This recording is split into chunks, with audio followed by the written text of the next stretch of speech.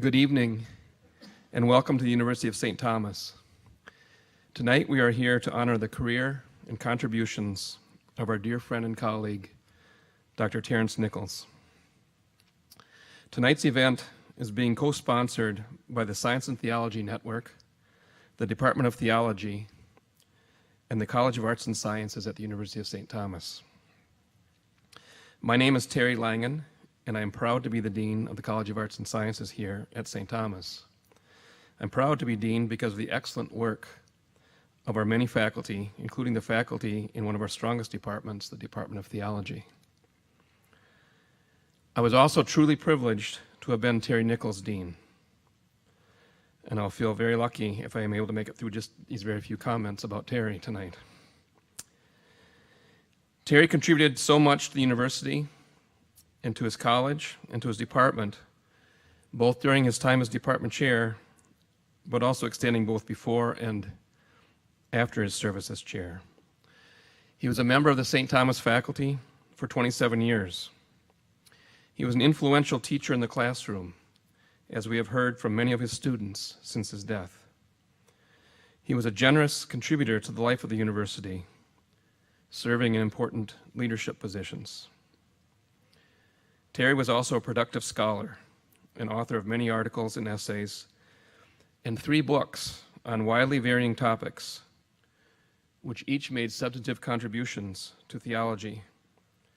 The titles of those books are Death and the Afterlife, A Theological Introduction, The Sacred Cosmos, Christian Faith in the Challenge of Naturalism, and That All May Be One, Hierarchy and Participation in the Church.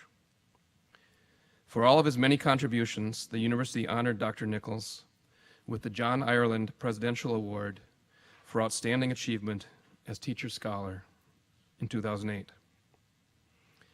For many years, Terry organized speakers and panel discussions aimed at bringing our theologians and philosophers into dialogue with our scientists. The last years of his life were dedicated to the Muslim-Christian Dialogue Center and promoting interfaith dialogue. He organized and participated in many, many local dialogues, as well as national and international dialogues. Terry was founder and co-director of the Muslim-Christian Dialogue Center here at St. Thomas. His work with the center led to his establishing an ongoing relationship with Dokuz Eylül University in Turkey, where he was teaching just 3 weeks before his death. But perhaps his most interesting event was a trip he coordinated to go to Iran in August of 2013 for a dialogue with Muslim theologians at Al-Mustafa University in Qum. Okay, imagine being dean and one of your most energetic and imaginative faculty, okay, forget the age, right?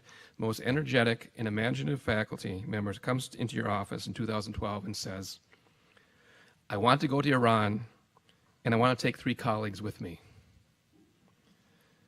And he was serious.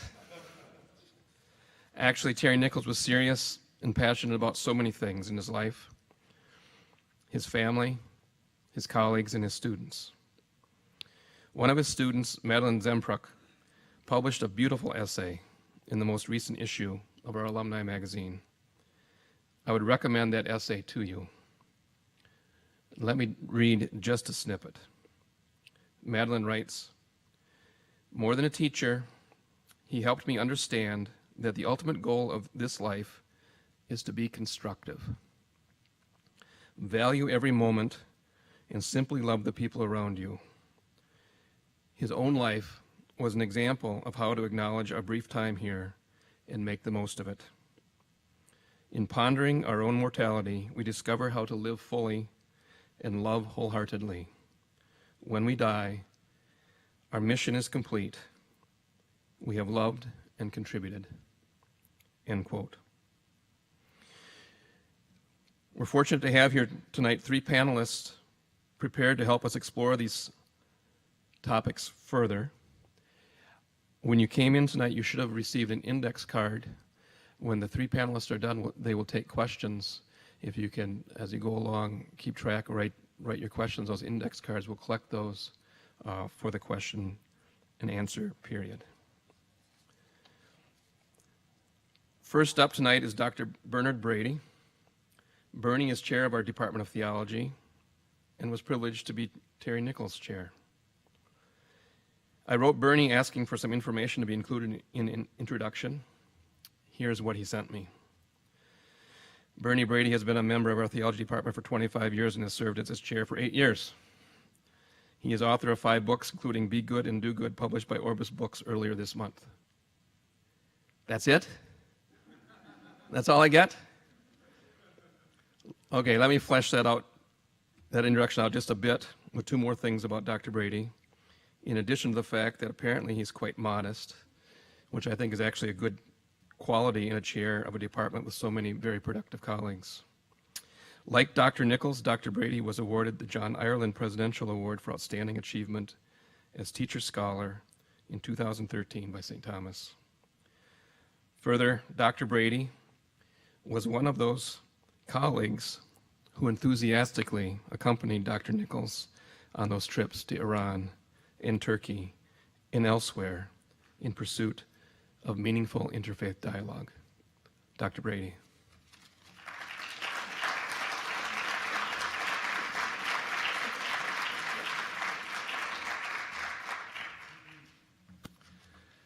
For the years 2004 to 2007, Loyola Press published annually a book titled Best Catholic Writing. Among the authors appearing in those volumes were Alice McDermott, Lawrence Cunningham, Scott Appleby, Kathleen Norris, Paul Ellie, Andrew Greeley, Margaret O'Brien Steinfields, Mary Ann Glendon, John Allen, James Martin, George Weigel, Kenneth Woodward, Colum Tobin, Peggy Noonan, Robert Ellsberg, Pope Benedict, Seamus Heaney, John Kavanaugh, Pedro Rupe, Russ Duthat, John Garvey, and Mary Oliver, a veritable who's who of Big Tent Catholicism of those years. Terry's article, How to Understand Transubstantiation, was published in the 2007 edition after appearing in Commonweal magazine. There are many of us here, myself included, who would have loved to rub elbows with any one of those authors in a table of contents. I want to talk about the article, How to Understand Transubstantiation, tonight, for I think it exemplifies well Terry's theological methodology. The occasion for the essay was the Year of the Eucharist, called by Pope John Paul II. In the essay, Terry affirms the doctrine of transubstantiation while offering a strong critique of its traditional explanation and justification. Never one to knock down without building up, Terry offers what he sees to be a more rational explanation. The Catechism defines the doctrine as follows, quote, "By the consecration of the bread and wine, there takes place a change in the whole substance of the bread into the substance of the body of Christ our Lord, and of the whole substance of the wine into the substance of the blood. This change the Holy Catholic Church has fittingly and properly called transubstantiation." Transubstantiation, officially defined at the Council of Trent in the mid-16th century, rests on Thomas Aquinas' 13th century appropriation of Aristotelian thought from 23.5 centuries ago, particularly Aristotelian physics and its understanding of substance and accidents. It is a doctrine, Nichols suggested, that, quote, "has always been difficult to explain and understand. Indeed," he writes, "with the passing of time, it has not become easier to believe."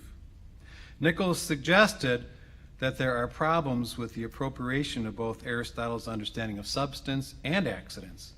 Specifically, he challenges Thomas's partial appropriation of Aristotle's understanding of accident, as well as the naive use of Aristotle's understanding of substance in our contemporary science-savvy context.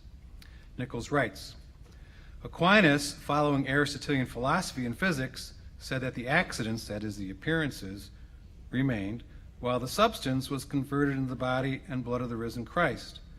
But in Aristotelian physics, there is no such thing as a freestanding accident," he says. "An accident like the color red must be a quality of or inherent in some substance." Aquinas knew this, yet held that accidents or appearances of the bread and wine after consecration did not inhere in any subject, but were being held by a continuous miracle. Using Trent's language, we would have to say that the appearance or form of the bread and wine remains, but does not inhere in any subject. Nichols continues, But this makes no sense and has no analogy in nature. It's like talking about hardness without matter or color without light. Then Nichols criticizes the angelic doctor's claim about it being a continuous miracle. Even a miracle, he argues, cannot accomplish the impossible. Miracles elevate and perfect nature. They don't contradict it. It is little wonder, then, that Luther and other reformers rejected the doctrine. For Aristotle, Thomas, Trent, and the Church, a substance is, quote, that which makes a thing what it is, its essential and innermost reality, or that which supports the accidents of a thing. You'd ask any student in a high school chemistry class what this sounds like, and they would say that a substance seems to be something made up of molecules and chemicals. The essential reality of a thing is its chemical nature. Nichols says the molecular formula of ethyl alcohol, a component of wine, is HC3HC2OH. Does then transubstantiation mean, he asks, that the molecules of bread and wine become the molecules of Christ's body and blood? He notes, quote, the Church, following the Council of Trent, teaches that the consecrated elements are no longer bread and wine at all, but are wholly the body and blood of the risen Christ. Nothing of the bread and wine remains. This, Nichols concludes, seems incredible. But Nichols does not join Luther in rejecting the doctrine.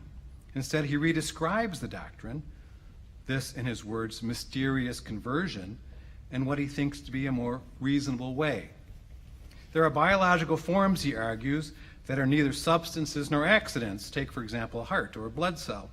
We know these things to both have an integrity of their own as well as an inherent relationality. In Nichols' words, they have their own formal unity within the existence of a larger body. Each are units, but dependent upon a whole. He calls these subsidiary entities. We ought to think of the consecrated elements of the Eucharist, he says, analogically as subsidiary entities. He explains, quote, the substances of the bread and wine after consecration are incorporated into the larger substance, the risen and glorified body of Jesus. Hence, they cease to be separate, independent substances. Not their chemical composition, but their whole mode of existence has changed. Therefore, they can be said to be transubstantiated. Yet their chemical constitution remains the same. What they cease to be is independent substances. Their natural mode of existence has been entirely taken up into the supernatural reality of the glorified Christ. We are taking terms, he says, from a natural human context, stripping them of their human limitation, extrapolating their meaning, and applying them to a supernatural reality. We have precedent, he says, when we speak of the saints being incorporated into the body of Christ. They remain who they are. Their individual human personalities are not extinguished. Nichols concludes, it is still possible to say, as the Catechism states, that there takes place a change of the whole substance of the bread into the substance of the body of Christ, our Lord, because the bread, while not ceasing to be chemically bread, can come to inhere, exist, and be held in being with another substance, the risen and glorified body of the Lord. Nichols' theology was conservative. He was at heart a defender and promoter of the faith. Thus, his published writings supporting transubstantiation, miracles, the doctrine of creation in the face of evolution, the hierarchy of the church, albeit with important changes, as well as the soul and the afterlife. No one could doubt his commitment to Catholicism. Note the issues he studied. They are issues that many would think have literally been set in stone. Yet while I might say that Nichols was conservative, I would never say that he was a traditionalist. In his view, science, biology, evolution, neuroscience, and indeed contemporary philosophy and psychology were significant intellectual challenges to faith, so much so that, in his words, force us to rethink traditional theological conceptions. Theological reasoning in the contemporary world must include data learned from science unavailable to theologians in previous ages. Thus, complementing his defense of faith was a deep commitment to make that faith intelligible to contemporaries schooled in science and scientific method. The first step in doing this was learning the science. The second was engaging science and scientists in dialogue. Reflecting on his work, I must say that it is rare to find a theologian articulate in science and so able to respond to his challenges. If the church's teaching on transubstantiation was incredible to to the contemporary and perhaps the late medieval mind, well then, he would fix it. His pre-theology training was, after all, as a contractor. Before he went on to his quest to solve theological problems, he solved problems on the construction site. Indeed, the challenges to his work site as a theologian were no less formidable than the ones he previously faced. I might say that he was first and foremost a fixer. I am sure that many of us in this room saw him fix a few things that were not really problems. He knew his limitations, however. He was a fixer who prayed, and indeed prayed often, for prayer was really a primary tool in his fix-it toolbox. Another example of his method in his 2010 book, Death in the Afterlife, Nichols, among other objectives, makes, quote, a case for the traditional Christian view of the soul that survives bodily death and carries personal identity through an intermediate state to the resurrection at the end of human history. After an exhaustive review of ways to conceptualize the soul, he argues again for a view very responsive to contemporary intelligibility. This time it is not chemistry, but neuroscience that offers the challenge. I will spare you his argument, but read you his conclusion. The soul, he says, quote, the subject of personal consciousness or personal identity, and of one's mind, intentions, memories, reason, and free choice. To be a subject is to be capable of personal subjective experience. That is, to be capable of first-person perspective and reality. But the soul, as subject, is always in relation to the body, to others in society, to its physical environment, and to God. The soul is a subject in relation and belongs to the category he describes as holistic dualism. Quote, it is holistic because the soul is integrated with the body to the extent that the body's development allows, at all stages of its bodily existence. Thus, for the soul to exercise its powers, free choice, for example, it depends on the brain. But causality is in two directions. The brain and the brain state influence the mind and the soul. But on the other hand, free choice is taken by the mind or soul ideas or intentions can affect brain neurons. He continues, it is God's election of the person that constitutes the person as more than a biological entity, as a unique soul person with the potentiality for relationality, for free choice, and eventually for eternal life with God. When God creates a soul, it is not separate from its body as an extrinsic thing waiting to be inserted into a body. God's act of creating the soul means that God constitutes the newly emerging person as an entity in personal relation to God. It is not my intent here to respond to Terry's arguments on either transubstantiation or the soul. Rather, it is to suggest that he had a characteristic way of thinking, a particular theological method. As I say this, I have to admit something about his interests. Thinking about it, I am reminded of a game I recently learned about, a game that high school nerds play on their school-issued iPads. They call it the Wikipedia game. Instead of paying attention in class, the participants pick two seemingly disparate ideas, for example, NASCAR and Mother Teresa. Taking hold of their iPads, they find NASCAR and Wikipedia and then click on links within Wikipedia until they are on Mother Teresa's page. It's a race, and the winner is the first one there. I think transubstantiation and Muslim-Christian dialogue might be a challenging round in the Wikipedia game. This is to say that the set of theologians who have written on transubstantiation and Muslim-Christian dialogue is probably a set of one, Terry. But perhaps the distance is not so vast as I suspect. For what was Terry doing as he explained transubstantiation and the soul to a science-savvy world? He was working from a particular religious stance and entering into dialogue with the other. I think his favorite quotation from the vast corpus of the Second Vatican Council was from Nostra Aetate, the declaration on the relationship of the church to non-Christian religion. I've heard him quote it many times. Quote, upon the Muslims too the church looks with esteem. They adore one God, living and enduring, merciful and all-powerful, maker of heaven and earth and speaker to men. They strive to submit wholeheartedly even to his inscrutable decrees, just as did Abraham. In addition, they wait the day of judgment, when God will give each man his due after raising him up. Consequently, they prize the moral life and give worship to God, especially through prayer, almsgiving, and fasting. After September 11, 2001, the need for Muslim-Christian dialogue shook Terry to the core. Already knowledgeable in Islam and a seasoned in Christian interdenominational dialogue, he found a new passion, a ministry really, namely to bring Muslims and Christians together. The grounding of the dialogue was for him practical and indeed moral. People, even people who live in tension, who dialogue, do not usually go to war with one another. The impetus, however, for Terry here was more than moral and practical. Though both moral claims and practical matters were crucial to his identity, he was, after all, a former contractor who started a Catholic worker house. There was something more. It was not, surprisingly, intellectual. Studying books about Islam is not the same thing he experienced as sitting down with Muslims and talking and listening about faith. It is easy to say that Christians and Muslims share much and disagree on much, but the things that we share and things that we disagree about are not always clearly delineated. Commonalities can be found within the disagreements, and differences stand out in agreements. We learn so much sitting and talking and listening.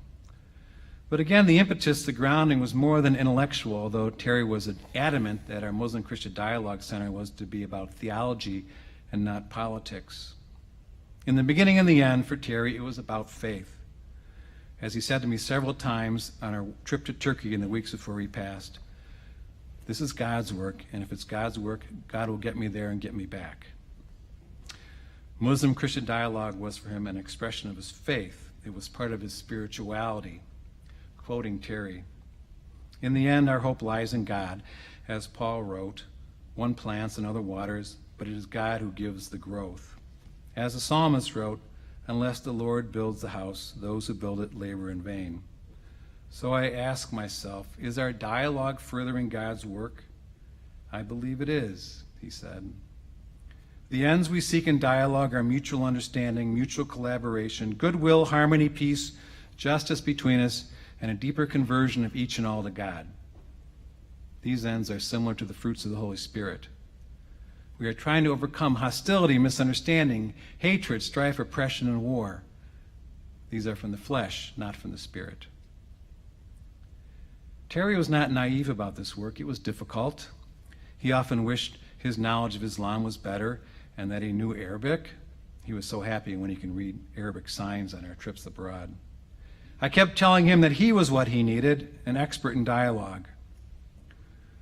Terry's theology and theological method were deeper, subtler, and more poetic than he let on to.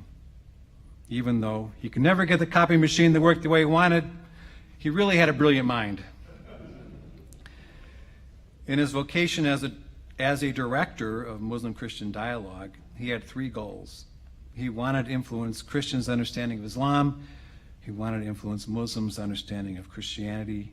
He wanted to bring Muslims and Christians together. To borrow the famous words of Dr. King, he wanted us to sit together at the table of brotherhood and sisterhood. That is to say, he wanted to change, but not convert, both Christians and Muslims. As such, his theology reflected the view of the Pastoral Council on Interreligious Dialogue.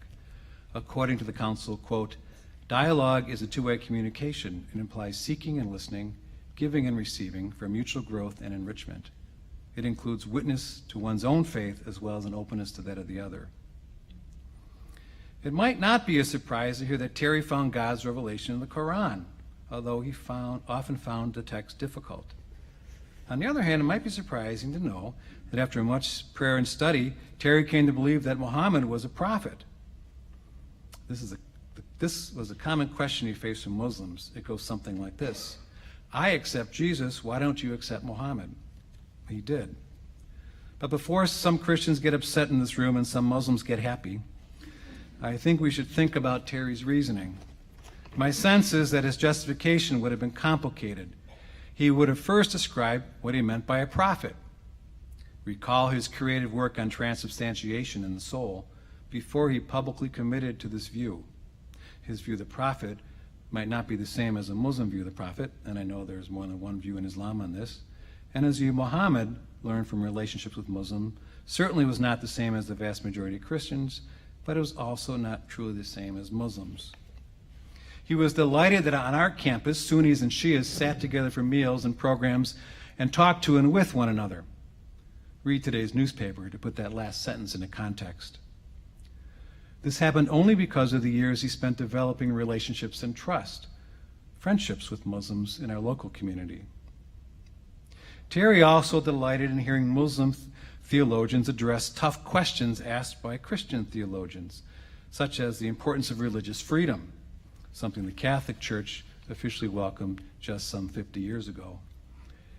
He was very proud, for example, when our dialogue partners from Dokul Ulu University wrote in a public statement, Muslim philosophers have valued the freedom of religion on the individual level within the framework of concept of natural religion, which allows moral and spiritual development in a social and political context, free from any form of compulsion on body and conscience.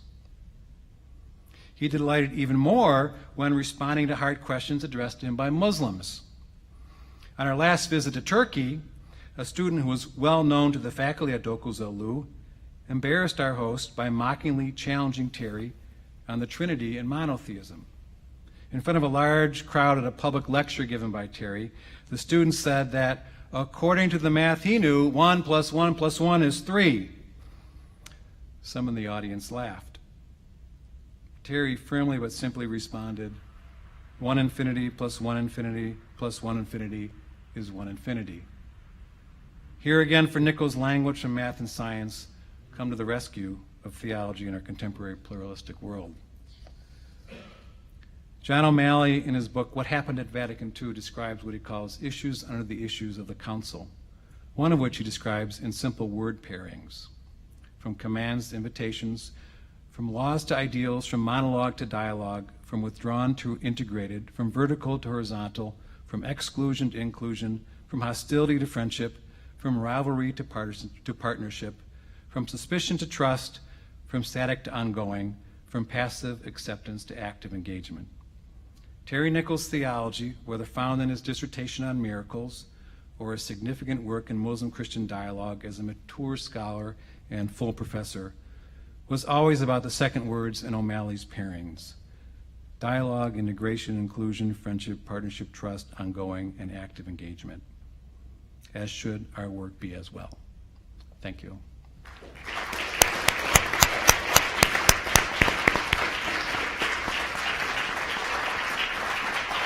Very nice, thank you.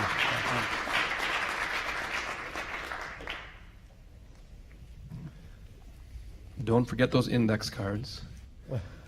Write down your questions. If you have a really hard one for Dr. Brady, put a star next to it to make sure we ask him to answer that one. Our next speaker is Alan Padgett. Alan is a Methodist theologian and pastor with a lifelong interest in natural science. He is professor of systematic theology at Luther Seminary in St. Paul, where he teaches courses in Christian theology and ethics. Alan has published some 12 books and over 100 articles and essays in areas from Christian theology, philosophy of religion, theology and science, and systematic theology. A graduate of the University of Oxford, he has lectured on these issues at universities in the United States, China, Europe, and Canada. Alan recently co-edited and contributed to the Blackwell Companion to Science and Christianity. A work in progress is a 4-views volume on Christianity and ecology. Professor Padgett. Thank you.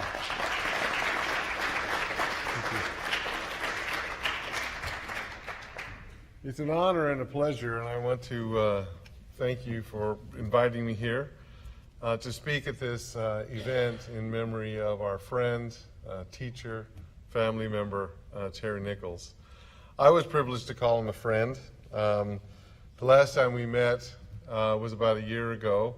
Now and again I would try to especially find some time, and he'd carve out his time kindly, and we'd meet together and talk.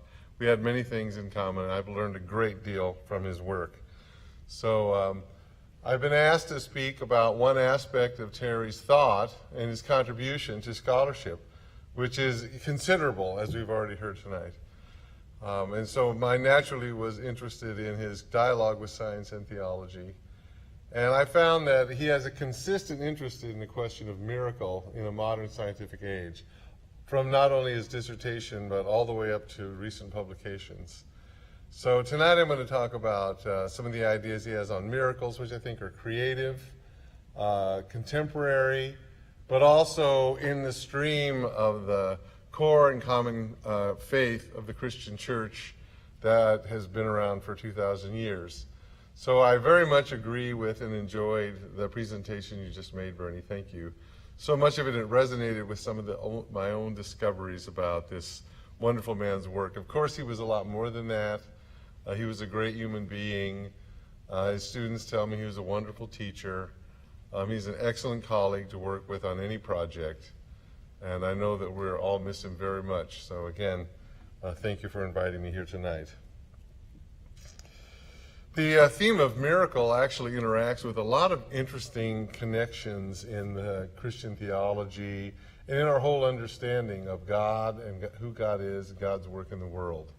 It's not only connected with the concept we have of nature and our ideas of the laws of nature and of who God is and how God acts, but it's also connected to questions of, in Christian theology, everything from the history of salvation and how we understand Scripture through the sacraments and to the end of the world and the recreation of all things.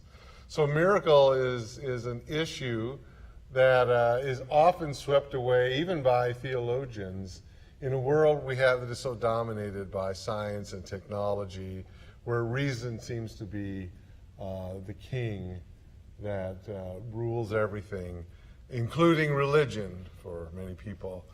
But as we know, Terry wasn't like that. He thought that there was room to rethink the doctrines of the faith in the 21st century, and he consistently came back to this theme of miracle. In fact, his earliest dissertation, which he wrote at the university, was entitled Miracles as the Sign of a Good Creation. Now, that work wasn't published, although he also has articles on the topic that draw from that dissertation, which he also published. He has a symposium he edited in one of the top journals of religion and science in the world called Zygon on the topic of miracle today. He also contributed to that a very interesting piece, which then set the stage for this book, The Sacred Cosmos. You'll find a copy of it outside, a new reprint of it, which they weren't able to get tonight, but they can order for you at the bookstore. So I actually think this is a lovely and wonderful work. So much of what I'll be saying will be out of this, but I want to look at the sweep of his thought to give you an idea of the way his mind worked and the consistency of his intellect, although it was also flexible and plastic and malleable and open to change and to dialogue. He was really a remarkable theologian in many ways, and I miss him as a friend and as a colleague. Now, in Miracles as a Sign of the Good Creation, Terry presents his dissertation to the faculty, and it's basically sets the topic of the miraculous in a larger traditional Catholic theological perspective, but always in dialogue with contemporary theologians and contemporary issues and philosophers. So we can see already this theme of dialogue coming up again in the way he thought about how to teach, love, confess, live the Christian faith in the world today. He's open to new ideas, but he doesn't want to lose the core identity of what makes the Christian religion distinct and different from other religions and what gives it its edge in a world of many religions and faith and none at all. So he continues to accept miracle. But the first thing that he overcomes and he argues against is traditional understanding of miracle among philosophers. And by traditional, it goes back basically to David Hume. So it's not that old, it's not medieval or anything like that. But this is the idea that a miracle basically is a violation of the laws of nature. It's a divine agent or a supernatural agent breaking the order and structure of nature in order to pull off some wondrous event. And this idea has been used for centuries as a way of poo-pooing and dismissing miracles and saying they can't possibly happen. If you believe in them, you can't be scientific. You can't accept modern science and the ideas of the laws of nature and the miraculous. But Terry argues against that consistently in all of his writings, and he has to, because it's a message that still needs to get through today into our culture. It's still believed by many people that if a miracle happens, it's somehow breaking the laws of nature. It's breaking nature. And so what Terry does is, in this dissertation and his other work, is he sees the miraculous as a sign of something bigger, something greater, something that is at work all the time in the world. And this is God and the God of grace. Terry very much lived this too. I know from talking with him, from praying with him, from being with him, talking about spiritual things and personal things, that he was a deeply spiritual person who lived out the grace of God in his life. He'd probably be embarrassed if I said that, but where he is now, I think he's beyond embarrassment. So it's nevertheless true that he didn't just talk about grace and about God. He lived in the grace of God. And I think all of us could try to do well to emulate that aspect of his life, even if you pray fervently that you're never called to actually study and teach theology, which I would perfectly understand as one myself is maybe a very rational thing to do.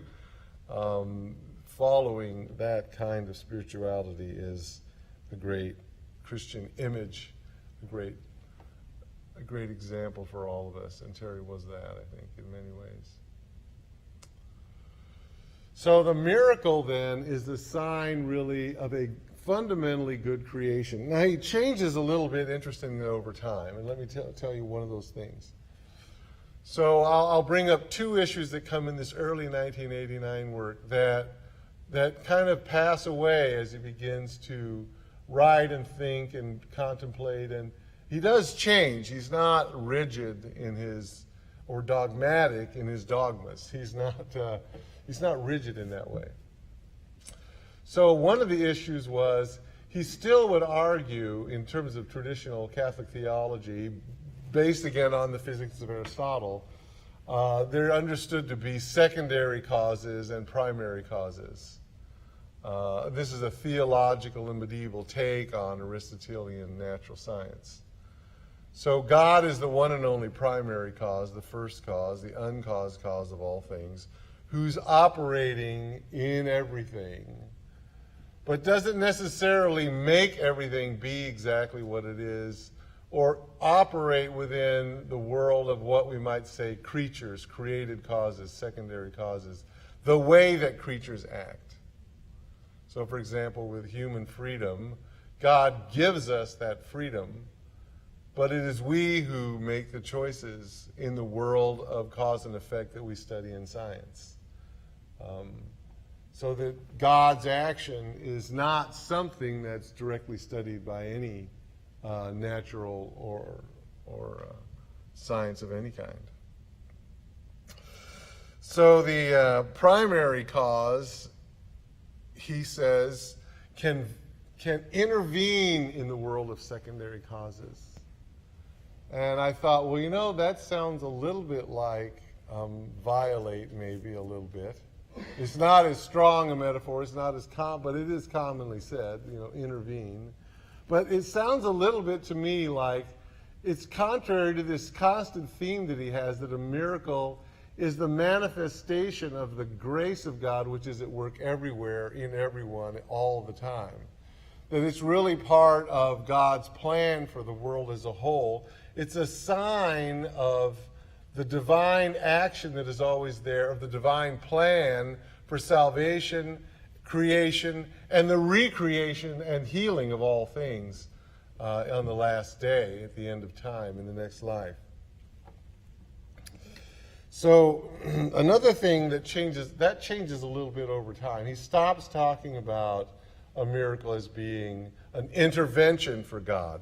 Because if you think about what an intervention is, right? I mean, if you have a friend who has a problem and all your friends get together and decide, we're going to intervene for Alan, and we're going to, take one of my many problems, lock his fridge at night with a big padlock. We're going to intervene. He needs an intervention here.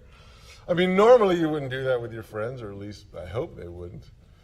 But you will in this extreme situation. So it's almost like God kind of sits back, but when there's an extreme situation, he makes a miracle happen. He intervenes in the world.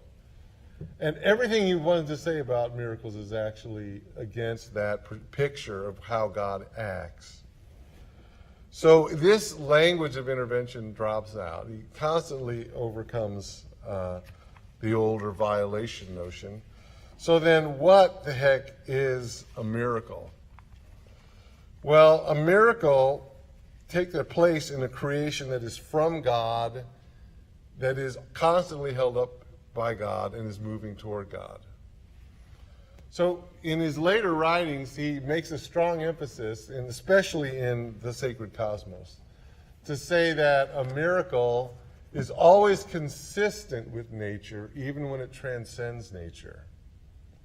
And his example of that is a Thomistic principle, that grace perfects nature. It doesn't destroy it.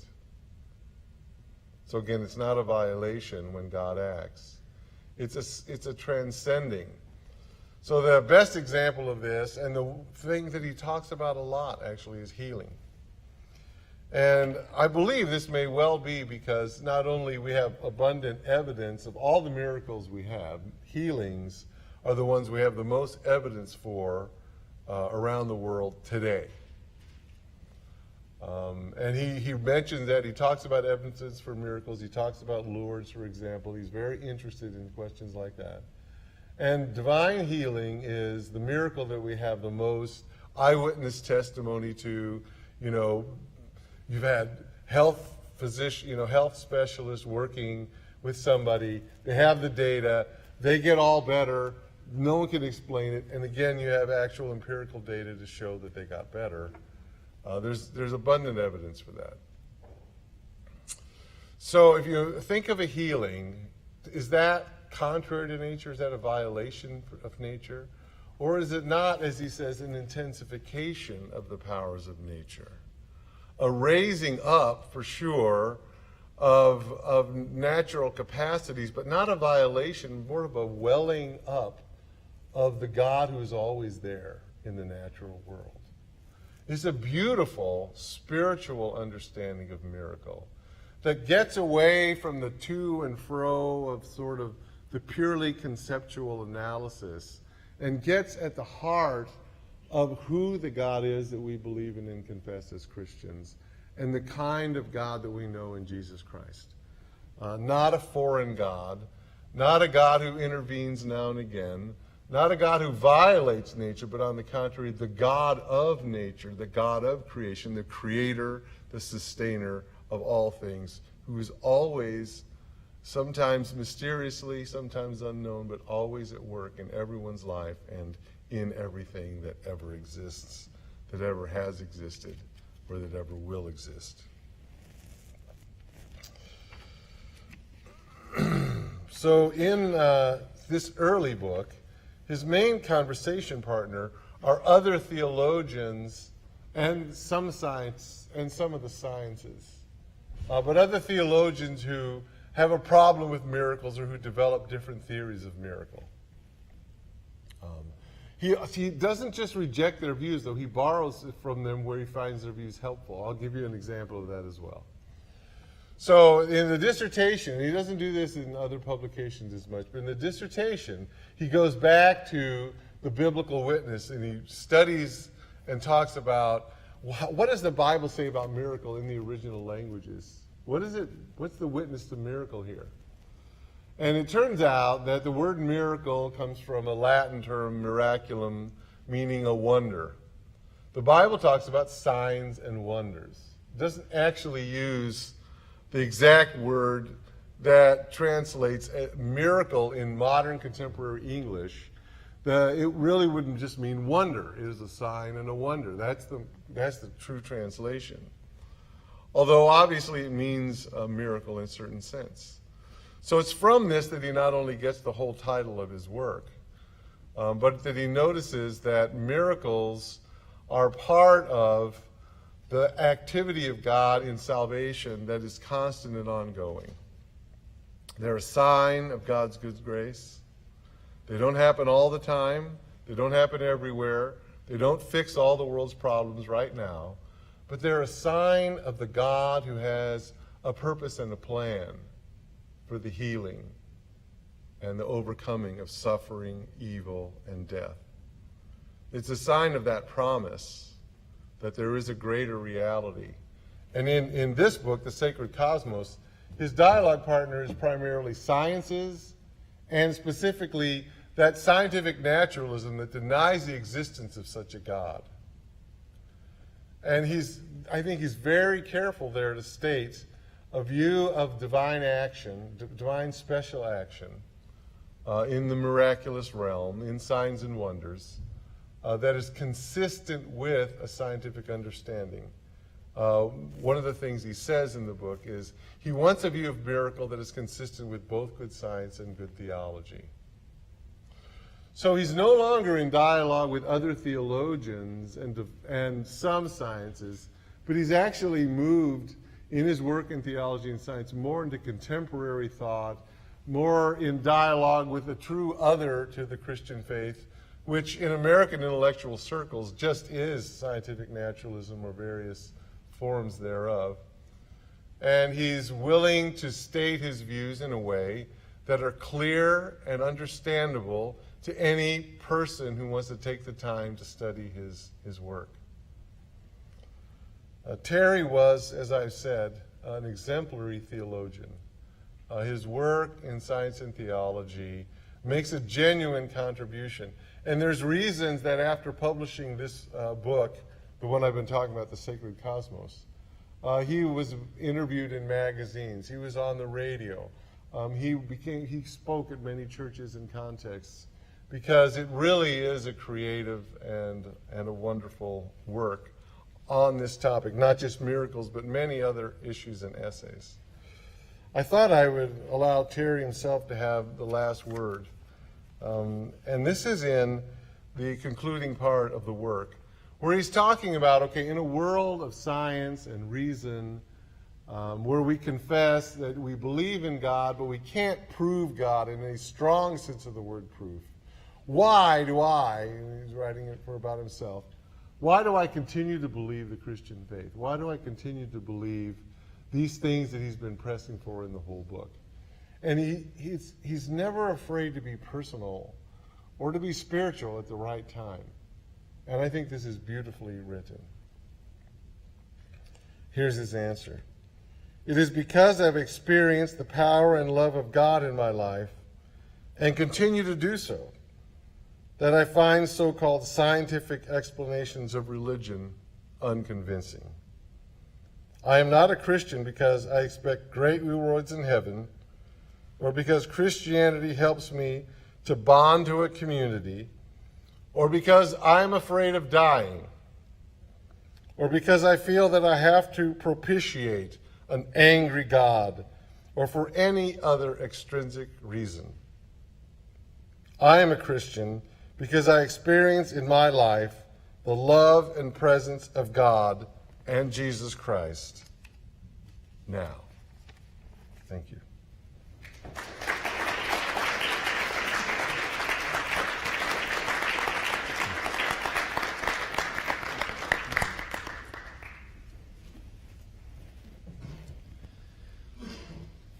Our last speaker is Dr. Philip Rolnick. Philip Rolnick is a theologian and author of many books and articles. After receiving his doctorate from Duke University, Phil taught at Greensboro College before Terry Nichols brought him to the University of St. Thomas in 2003. Dr. Rolnick is professor of theology and chair of the Science and Theology Network, a group that promotes public events and faculty research in science and theology in the Twin Cities, and which is a co-sponsor of tonight's event.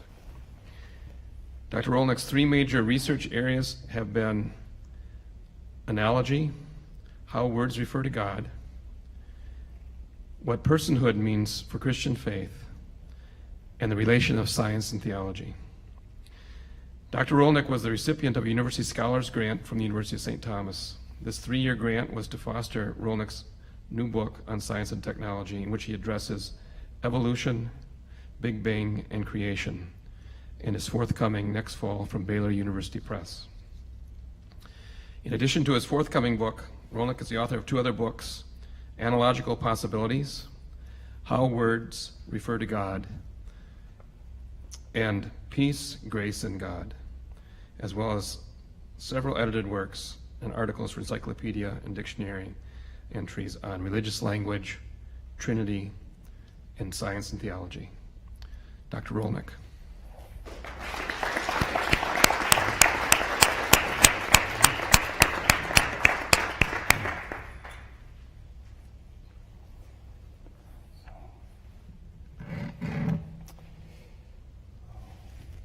The poet T.S. Eliot once wrote, "A wrong attitude toward nature implies somewhere a wrong attitude toward God." Terry Nichols would agree. For him, the great religious problem of our generation begins with a wrong attitude toward nature, what is called naturalism. As Nichols defines it, and I quote, "Naturalism is the belief that nature is all that exists and that everything can be explained by natural causes and therefore by science. There is no non-material reality such as God," end quote. As is often done, Nichols distinguishes two kinds of naturalism, one bad and one good. The good form, methodological naturalism, is simply how scientists go about setting up their work.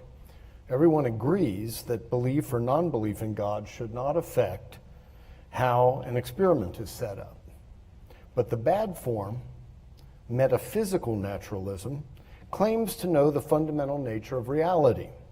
It claims that nature is all there is. But notice that this claim is not at all scientific. It is rather a kind of philosophy. Metaphysical naturalism is based on a belief, a skeptical belief, but nonetheless a belief. The polemical target of Nichols' book, The Sacred Cosmos, is metaphysical naturalism. In fact, it's in the subtitle. Conflict between belief in God and contemporary science is not at all necessary, but conflict between religious belief and the belief in metaphysical naturalism is inevitable. Beyond Nichols' efforts against metaphysical naturalism, hereafter naturalism for short, Nichols has a strong positive proposal. He wants us to see nature as a sacrament. As Nichols defines it, I quote, "Sacraments invite the believer into a sharing of God's presence." Nichols argues that nature, in its laws that science can discover, and in its beauty, can lead believers beyond nature. I quote again, "Seen sacramentally, nature is a sacred cosmos, for whatever mediates God's presence is sacred," end quote. In order to portray the sacramental relation of God and nature and to counter naturalism, Nichols uses a wide array of arguments. These include the Thomistic analogy of being between God and the world, the more recent philosophical notion of God as an infinite field of information and the world as informed by the mind of God, and Nichols' personal favorite, God as the context of the world. The naturalist sees nature as the ultimate context because it is the only context.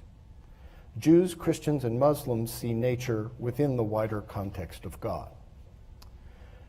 Nichols rightly contends that a successful theory does not have to explain everything. It only needs to explain more than its competitors, which seemed like a very sensible thing to say. Against his main competitor, naturalism, Nichols' writing feels like a football team trying different plays against a defense.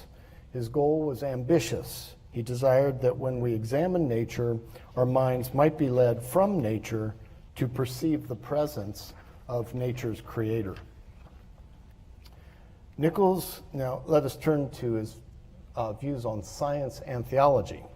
Nichols read voluminously in the new and growing field of science and theology. He had an eye for the jewels that others had produced, but he also cut new ground of his own. Those who know him will know that he did not mind saying things that others were hesitant to say. And it bears repeating that Nichols never argues against science, only against a naturalistic interpretation of science. Now let's turn to a couple of questions in science. First, the origin of the universe. It's called Big Bang theory and how it relates to creation. In Nichols' account, science and theology use different methods to get at different levels of reality, but they often have overlapping interests and sometimes ask the same questions, like, did the universe begin? And if it did begin, how did it begin? Nichols' overall approach is complementary. A complement brings something that the other does not have, as in male and female, nuts and bolts, and the like. Again and again, Nichols tries to join two complements, such as God and nature, impersonal and personal, nature and spirit, matter and spirit, science and religion. The sacred cosmos is an exercise in complementarity. This complementarity is on display in Nichols' linkage of Big Bang cosmology and the belief in creation. Big Bang was originally a term of derision, a put-down that mocked the idea that the universe had a hot Big Bang origin. Many scientists had assumed that the universe is eternal, and they were shocked by the success of Big Bang theory. Why? Because a universe with a beginning cannot be explained by naturalism. Big Bang is a scientific theory that seems to point beyond science. Let us explore two of its main features. In 1929, the American astronomer Edwin Hubble, made one of the greatest discoveries in the whole history of science. He discovered that virtually all galaxies were rapidly moving away from each other proportional to their distance. This discovery surprised almost everyone. It meant that the universe is expanding. And an expanding universe implies an original explosion that caused the expansion. In a normal explosion, things fly apart. But the Big Bang was not a normal explosion. In the Big Bang, space itself is stretched. And then space, as it's being stretched, brings everything else along for the ride. In this current hall, the person sitting next to you is about, head to head, is about 2 feet away. And let us say that the person farthest from you is 200 feet away. If the space of this room were stretched, as it is in Big Bang theory, at a certain point, the person sitting next to you would be 4 feet away. And at this same point, the person farthest in the room from you would now be 400 feet away. This stretching of space is implied by Einstein's general relativity and was confirmed by Hubble's telescopic observations. But now, reverse the picture. If space is expanding, then the earlier you go back in time, the smaller and smaller space will be. Like playing a video backwards, mentally rewind the tape of cosmic history. So if you have you actually have a 13.7 billion year expansion. If you rewind it, the space gets smaller and smaller as the time goes earlier and earlier. But eventually, as you're shrinking backwards, you run out of space to shrink. And you run out of time. There is no previous time, and there is no more space to shrink.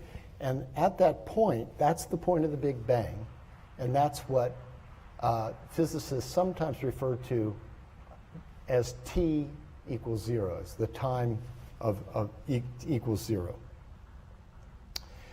So Nichols really enjoys pointing out that the first one to argue in support of Big Bang theory, this was in 1927, was Georges Lemaitre, a Belgian physicist and Catholic priest. Physicist, priest, complementarity. And that's the way Nichols is thinking, and he just relishes the fact, and he loved to mention that again and again, that it was Georges Lemaitre who was the first to publish this theory.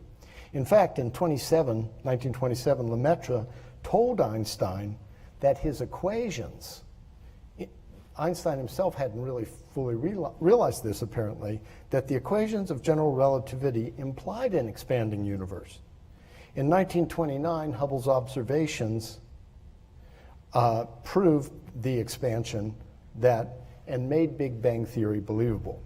In 1965, the deal was sealed for Big Bang theory with the strongest possible evidence, and that was the discovery of the cosmic microwave background radiation.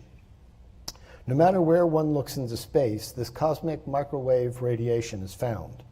Space is cold beyond cold, but nowhere is its temperature absolute 0. The cosmic background radiation corresponds to a temperature of 2.725 degrees Kelvin. That's the equivalent of minus 455 degrees Fahrenheit. This vestigial heat, detected everywhere in the intergalactic space, corresponds to a hot Big Bang origin of 13.7 billion years ago. The universe has a birthday, which is good news for theology and bad news for naturalism. Nichols is not shy about linking Big Bang theory to creatio ex nihilo, which is the Latin for creation out of nothing.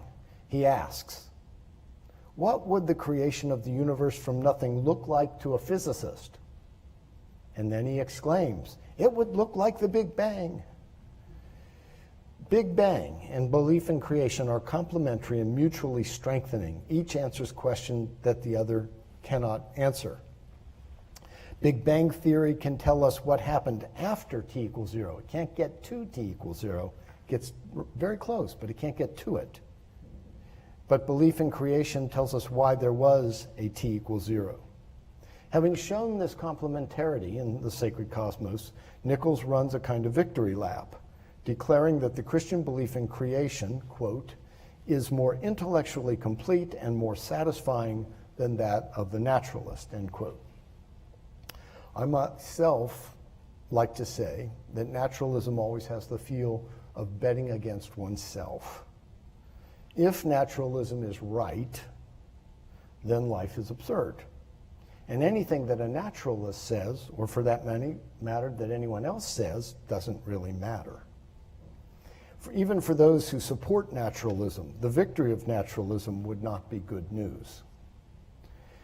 The details of Big Bang theory are theologically beautiful because they help us think through and put some flesh on the bones of creation. It's a scientific contribution to modern thought of creation. Big Bang is the kind of discovery we might expect if we live in a sacred cosmos. Now, I'd like to just briefly talk about a few of Terry Nichols' ideas about evolution, which he called the journey into God. Nichols uses a wonderful example to show how evolution challenges the old idea of God wisely designing before all things each detail of nature. Well, the great 17th century scientist Robert Boyle piously wrote that God had arranged lambs to be born in spring when there would be the most grass and feed to nourish them. Nichols beautifully summarizes how Darwin would have responded, and I quote, "Any sheep that had lambs born in the fall or winter or any time other than the spring would not leave progeny because their progeny would die." Just a perfect summary of a very complicated evolutionary issue. It really is a wonderful example that he brings us there. Now, recently, Bernie Brady and I were discussing how Terry Nichols, who was so moderate in his interactions with colleagues, could be so controversial in his written works. And in addressing evolution, Nichols really plunges into the controversies, like whether or not evolution is directed. In writing about evolution as directed, Nichols entered into a major fray among biologists. The fight starts in 1982 with an experiment on bacteria by Barry Hall called Evolution on a Petri Dish, an experiment that apparently demonstrates a capacity for self-directed mutation, a verboten concept to most biologists. In the experiment, the bacteria are put into a life or death situation. First, the experimenter removed the gene that can produce galactosidase, an enzyme necessary for metabolizing lactose. He then forced the bacteria either to perish or to grow on a culture of lactose after having removed the gene that could metabolize the lactose. At first, the bacteria failed, but within days, they proved able to do so, an apparent example of self-directed evolution and a biological heresy. Heresy because biologists believe mutations are completely random, not self-directed. Nichols, however, looked at the experiment and was off to the races. He concluded, does that sound familiar? Okay. He concluded that if individual mutations can be self-directed, then the overall direction of evolution could also be directed by God, which he believed God to be doing. But then he had to answer the question, if evolution is directed, especially directed towards God or by God, why is there so much suffering and death? Nichols' response, the cross, death, and resurrection of Christ have already answered these questions and shown Jesus' followers how to do so as well. A well-lived life in a sacred cosmos is not the same as a pleasant life of ease. The human soul. This is Nichols on the human soul. Evolution and Big Bang cosmology affect questions of human origin, nature, and destiny in a general way. But in regard to the human soul, these questions are intensified and brought close to home. Nichols suggests that naturalistic teachings about the soul are absurd.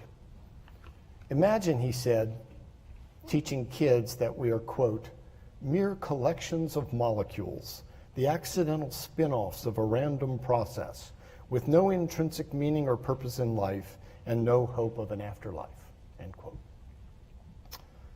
Against such naturalistic concepts of the self, Nichols held that we are, quote, children of God, possessing intrinsic dignity, free will, and intellect, and created for a transcendent destiny and purpose. Nichols, in passing, observes that our legal and social systems presuppose that people will be responsible and self-governing. And he sees ominous implications in the naturalistic picture. If we are merely collections of molecules, then we do not have free will and we do not have inalienable God-given rights. In naturalism, we are merely clever animals. Nichols predicts that if this view should become as widespread in society as it already is in colleges and universities, then life will be reduced to power. The weak will be removed and only the strong will be preserved. That game was played in the 20th century to great tragedy, but he's afraid it will be played again. In the field of science and theology, most prominent writers avoid entirely talking about the soul. And they even limit the mind to be an emergence of the brain. In opposing this trend, Nichols is at his controversial best. First, he shows how both the Old and New Testament support a robust concept of the soul. He then draws upon Augustine and Aquinas to argue that the soul can sense the presence of God. And again, departing from what most others do, as Alan Padgett read, he writes that he himself has experienced God's presence. Most theologians don't do that. They don't write that way. Nichols believes that we are not merely embodied minds that think. We are persons with souls that can sense the presence of God and then respond in the kind of lives we live. Nichols' concept of the soul is portrayed with characteristic boldness in his writings on near-death experiences. When he first wrote about these, no one else in theology was doing so. Near-death experiences were way out on the margin, even considered a bit weird, and respectable theologians did not talk about them. But Nichols does, not with bold assertion of belief, but by competent research that simply examines the evidence. In addition to persuasive reports compiled by Elizabeth Kubler-Ross, Nichols uses the control group experiment of an Atlanta cardiologist, Michael Sabom. Dr. Sabom had had many cardiac arrest patients report near-death experiences. Sabom was very skeptical about these patients' reports, but his curiosity had been aroused. So he set up a control group experiment. He gave the same written test to those cardiac arrest patients who claimed to have had a near-death experience, 32 patients, and to those who had not, 25 patients. On the test, 20 of the 25 who had not claimed to have had a near-death experience committed at least one serious error in describing their surgical resuscitation procedures. Only 3 gave descriptions that were without obvious error, and 2 claimed no knowledge of how they were resuscitated. Those are poor results. By contrast, of the 32 who claimed to have had near-death experiences, none made major errors in describing the surgery. But most important, 6 of those who had had these near-death experiences gave precise visual details of the procedure, which corresponded very nicely with the written hospital reports. These included such details as describing specific medical problems that arose during the surgery, unexpected things, like a doctor being unable to insert a needle into the subclavian vein on one side and having to go in from the other side. Astoundingly, one man accurately described what 3 relatives were doing in the corridor outside the surgery theater. In a room that was not visible from the surgery, and these relatives had arrived unexpectedly and unannounced. Yet the patient claiming the near-death experience accurately reported what went on. 2 takeaways. First, and this also applies to miracles, as Nichols points out, quote, "The fact that we can't explain how something occurs is not a reason for rejecting the evidence that it did occur."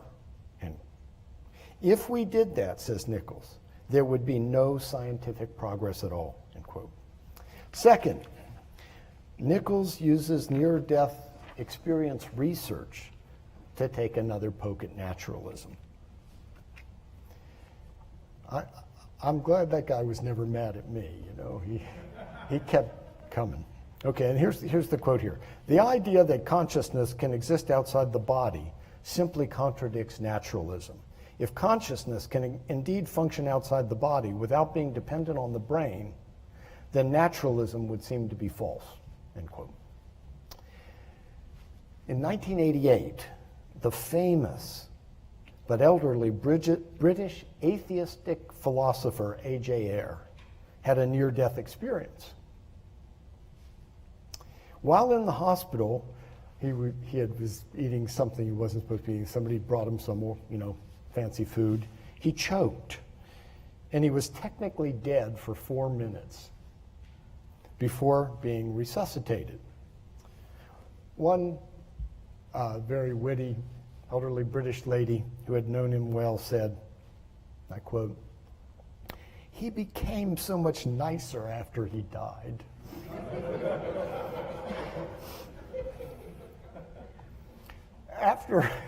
After his near-death experience, Ayers apparently stopped boasting all the time. He was apparently quite the braggart. And did you ever meet him, Alan? Yeah, okay. And he also, and for the first time, he began to take an interest in other people. By writing about near-death experiences, Terry Nichols did not merely want to show that naturalism is false. He wanted to show that the human soul, elevated by its relation to God, is capable of more than merely natural interactions. I once had a conversation with Terry, the gist of which was, why wait for a near-death experience when we can even now participate in the higher transcendent realm of God? And in closing, Hans Urs von Balthasar once said, I quote, "To understand a philosopher, you have to understand what he's afraid of," end quote. To understand Terry Nichols, you have to understand how much he regretted the unthinking drift of contemporary life, its secularization and nihilism, and its basic assumption that God is absent. But Nichols thought that the evidence, including the scientific evidence, could help people. There's no need for people to wander aimlessly through life. In his mind and heart, and in his personal experience, he saw a sacred cosmos, an inhabitable and scientifically understandable gift of God. In his personal conversation, in his tireless work on behalf of our university, and in his published works, Terry Nichols invited us into his vision to live well in a sacred and beautiful cosmos. Thank you.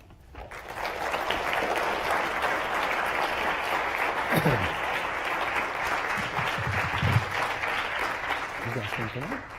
Now I'd like to ask our panelists to take the stage and for you to finish writing your questions on the index card. And we'll come around and collect those. But if you also would indulge me, one news story I heard about Terry today, first time I'd heard this, other people probably have heard it. Some of you may know we have a campus in Rome that we were given, an old convent. And Terry was one of the first faculty directors of the Rome program, spent a semester over there with students. And I was told today, when Terry arrived in Rome at the Rome campus, virtually none of the toilets were working well. And by the end of Terry's time in Rome, by the end of the semester, they were all working perfectly. Now, I don't know if that qualifies as a miracle, but at least it's a wonder. That's great. Kara? Okay, so our first question, and I'll collect some more as you're answering this one. Did Terry think chaos, randomness, or chance is merely apparent and not real? Well, that's a good one, and I think the answer is he thought it was real. He argues that nature is a system. It's not a machine. It's not a lockstep thing that if you change one part, the whole thing is going to break. It's open to divine. It's open to the Creator. It's an open system in which God can act in unique, special ways from time to time, and the world sort of absorbs and keeps on going. Nature doesn't break. So he saw the natural world as elastic. He accepted the teachings of physics today. He didn't question the science. Remember, what he questioned was the interpretation of those results that would press this naturalism or this scientific atheism as the only right way to understand the world. So he didn't have a problem with what physicists call the physics of dynamical systems, what journalists tend to call chaos theory. He accepted that. And actually he saw that as a sign that the world is an open system, that it's growing, that it's moving, and again, no reason to think that there's this lockstep order that it has to be exactly the same moment by moment, or everything will break down. I have another question, and this is for Phil Rolnick. Have other theologians now taken up the gauntlet of discussing near-death experiences, and why did they avoid it in the first place? I don't know. Well, the first answer is yes. They have. Other theologians now discuss near-death experiences, Catholic, Protestant, and otherwise. That's good. Why did they avoid it? I think in the beginning it just seemed like a little weird, like being abducted by aliens or something like that. And theologians don't always jump on the latest thing that everyone talks about. Sometimes we wait to see, okay, is this serious? Let's think about it. I mean, what do you guys think? Why do you think they waited? We're speculating. I don't actually know. Well, Terry just looked at the evidence. I mean, Yeah. he was always evidence directed. He was as a builder, he just, well, what's wrong and how does it work? And as a thinker, he was the same way. And if the evidence led him somewhere, he would go there. I'm hearing some feedback. That's me. I need just turn it on. Well, my father had a near-death experience when he had a heart attack when I was in high school. He didn't want to talk about it. He thought it was the drugs he was on. He thought because he was on that's how he was a very pious person, but that would be a reason. There's a woman named Susan Blackmore who sometimes appears on PBS, and she would say things like, well, I think she's a neuroscientist. She would say things like, well, it's just the dying brain, sending out its waves. And Nichols said, well, that's impossible because in some cases there is no brain activity. That's during the resuscitation of that where the brain actually goes flat, where they're flatlining, and so that was just the way he thought, and so he just wasn't afraid to follow evidence. And in this case, the evidence really fit both his attack on naturalism and his attack on a lesser a thing called emergentism. He didn't like that very much either, which is, there's a notion called emergentism. It's a little more complicated, but it says that the soul is an emergence of the physical body and mind. And Nichols really saw it more as a result of an interaction with God. And he saw it as something more than just the mind, and certainly more than the brain. So he had a more spiritualized understanding of soul, and that put him in a minority position in the field of science and religion. People like Ian Barber, John Hott, those just didn't take positions like that. So he seemed to be rather fearless. I do want to say in his discussion of the soul and death and the afterlife, he reviews this, and he also says a lot of people don't believe this, so my argument is stronger than just this. He says, you may not believe this, but that's okay. Here are other reasons that point from my direction. Yeah, he thought he could wear you down. He just keeps up. Got a whole bunch of different arguments, and if one doesn't work, he says, "Well, try this one." Right. And he actually intended that. In the Sacred Cosmos as well. He said he thought his arguments were cumulative, and that he was building a cumulative case for this portrayal of a sacred cosmos. I have another question that begins with Dr. Rolnick and then could expand to the other panelists. Dr. Rolnick, you told us that Dr. Nichols said that the cross, death, and resurrection of Christ gives us the answer to why God would lead evolution through so many generations of terrible suffering. Could you elaborate? Yes. That's a hard question, and it does require a great deal of detail. In fact, that's what I've just written in the book that I've been working on, which I'm deeply sorry Terry's not going to be around to see. I mean, I would have loved to have shown him the work, but basically, there are arguments for all the reasons that people come up with. Well, if God was a good God, then this wouldn't happen. We wouldn't, lions wouldn't eat lambs, and there wouldn't be holocausts and all these kind of things. Well, there's three basic defenses that people come up with, and they're good defenses. I don't know why they've gone out of favor, but I think they work. Defending the righteousness of God in the face of suffering and evil is called theodicy. It's a branch of theology. And there's the three basic defenses are that nature is allowed to have its own free process, that God doesn't just willy-nilly violate, as Alan Padgett was saying, doesn't just keep intervening and violating the laws of nature. The creator of the laws of nature, we would expect to respect his own laws. That's the first one. So the free laws of nature. So why was there a terrible earthquake in Haiti?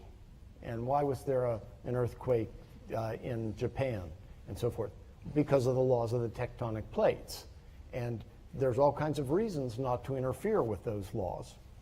And if you do start to interfere with those laws, you wouldn't have anything like contemporary geology. So that's the first thing, is the free process of nature. The second thing is the free will of human beings, that God gives human beings free will and really gives it. And it's not the first time you're about to make a mistake where you're really going to do something wrong and you're really going to harm somebody and maybe yourself, God intervenes and stops you. Well, that would, you wouldn't have free will in any realistic way. And the third reason for the defense of God in the face of all the evolutionary suffering is really not a theodicy at all. It's really, it's a non-theodicy theodicy. It's the cross of Christ, which just says, if Jesus could suffer that way, then you and I can go through whatever we're going through, and we ought to do it in remembrance of him. We ought to do it with a certain dignity, like a son or daughter of God. These are three approaches that are fairly traditional. John Polkinghorne does an outline of them. I think Terry does something like it. But this is the first way I would try to respond to that question. Well, I suppose if we look directly at that quotation that was given in the question that you read, it would be something like this. There's something important, necessary, and essential for the kind of world that we live in. A world where there's beauty and development and openness and change, where creatures create more creatures in ways that are not predetermined, that are not fixed from all time. But the downside of that is that pain actually is good, because if you didn't feel pain, you wouldn't live, you wouldn't be part of the world. The capacity to feel at all the world around us, the capacity to feel the heat of fire and therefore to be burned and hurt, isn't necessary to live in the world that we live in. That God, therefore, out of love for creatures of all kinds, actually becomes a creature. But even God, if God were to heal and fix all the problems in the world right now, what would happen is the world would be unmade. Because where could God stop? I mean, it would be like Terry and the toilets in Rome. I mean, you'd fix them all. And that would mean fixing you and me and our sins and our evils. It would mean undoing the whole structure of reality as we know it. You couldn't have the world like that. It can't really exist. So that the suffering is the very unfortunate consequences and pain. But so when God becomes a creature to reveal God's self to us, that the Word becomes flesh, so that we might have victory over death, and in the end all creatures, all creation might be renewed without utterly destroying everything. But God believes in recycling, not completely destroying, right? The cross and the resurrection, the suffering and the passion of God, the patience of Jesus with the disciples who just didn't get it, his willingness to be tortured, even though he's the Messiah. All these things point to the patience of God, and that there's something deep about this thing that makes it important that we are willing to put up with suffering and pain. I kind of think that's what he's saying, but I don't know. That's where I would go with it. I'd like to thank you all for being here tonight. I'd like to ask you to do two more things. One, join me in thanking our panelists.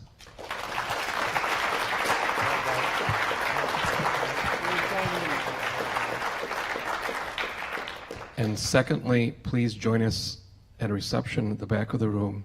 And if you're toying with the idea of skipping the reception, there's these cone-shaped desserts that I had for the first time about a week ago.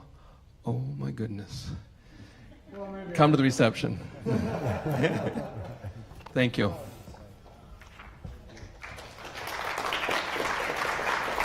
I wanted to thank you. I really was really summed up my uncle, I thought, really well with the last of his